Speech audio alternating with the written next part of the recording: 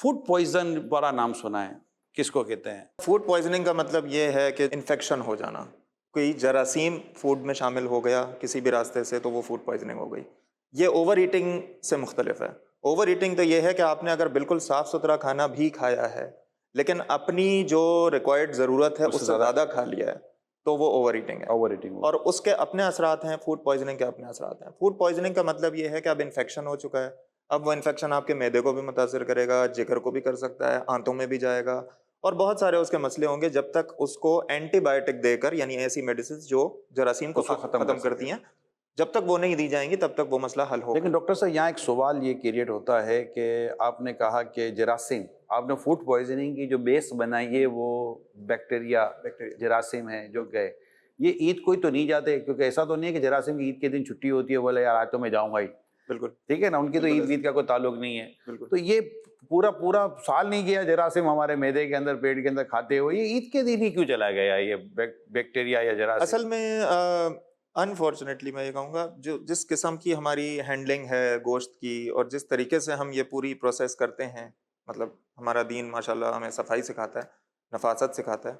लेकिन हम देखते हैं कि ईद के दिन कुर्बानी किस तरह से हो रही होती है, किस तरह से गोश्त को हैंडल किया जा रहा होता है। धुलाई भी ठीक नहीं होती, प्लस ये कि घर में भी ज़्यादा लोगों को मालूमात नहीं होती, वो सफाई का ध्यान नहीं रखते। आइडियली हमें मेडिकल पॉइंट ऑफ व्यू से बताया गया कि ग्लव्स पहनकर हैंडल करना चाहिए सब चीज़ों को, हम नहीं करते।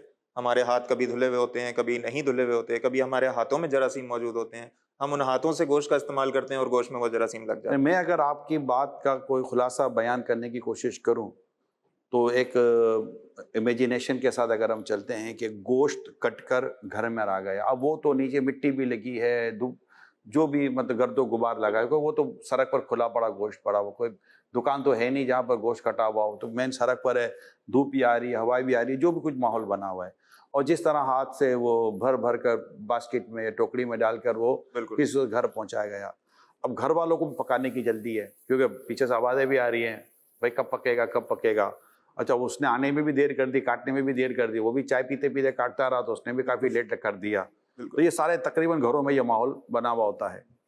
अब इसका मतलब ये कि जब ये कटकर घर में आए, जो मैं समझ पाया हूँ आपकी बात से, तो जिस तरह एक आम दिनों में गोश्त दुकानों से हमारे घर आता है, हम उसके धोने को, उसकी सफाई को टाइम टेकिंग के साथ हम उसको ट्रीट करते हैं, और फिर इसको प्रॉपर हम फिर बर्तन पर चूल्हे पे चढ़ाते हैं और उसका प्रॉपर पकने का इंतज़ार करते हैं। ईद के दिन आई थिंक कि ये कई चीज़ें मिसिंग हैं, मिस हो जाता है। और बिल्कुल ये सही बात। इसकी वजह से जो प्रॉब्लम ना होने वाले, जो पूरे साल हमें अमूमन नहीं फेस करने पड़ते, ये ईद के दिनों में फेस करने पड़ते हैं, तो गोया कि हमारी प्रॉपर जल्दबाजी का नतीजा है। बिल्कुल। और आप ये भी देखें कि चूंकि ईद पर गोश्त का इस्तेमाल ज़्यादा है, गोश्त की कंजम्पशन ज़्यादा आम है। दिनों में इतना नहीं खाते हम। आम दिनों में तो इतना नहीं खाते, तो जाहिर है जब एक चीज़ की कंजम्पशन ज़्यादा है, अब अगर एक चीज़ है फॉर एग्जांपल उसका 1% चांस है कि वो इन्फेक्शन करेगी, लेकिन वो पहले 500 की तादाद में थी, अब वो एकदम से 5000 की तादाद में हो गई है, तो उस 5000 का जो 1% बना वो अब ज़्यादा बन गया, पहले वो कम था।